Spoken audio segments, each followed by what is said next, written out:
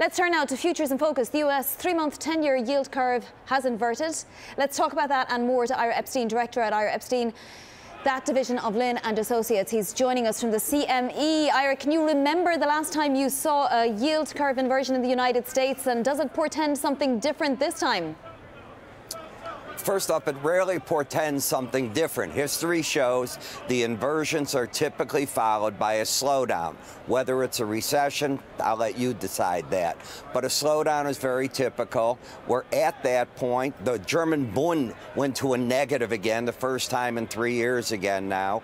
So we've got a problem for everything. When you get these short-term rates coming down, you get positives out of it, such as we saw today in existing home sales. They tripled the expectation look, and that's because we're looking at mortgage rates tumble at this point in time.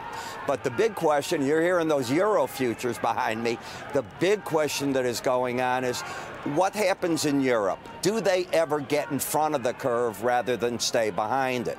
And that's going to be a huge issue, Vonnie, that they have to figure out.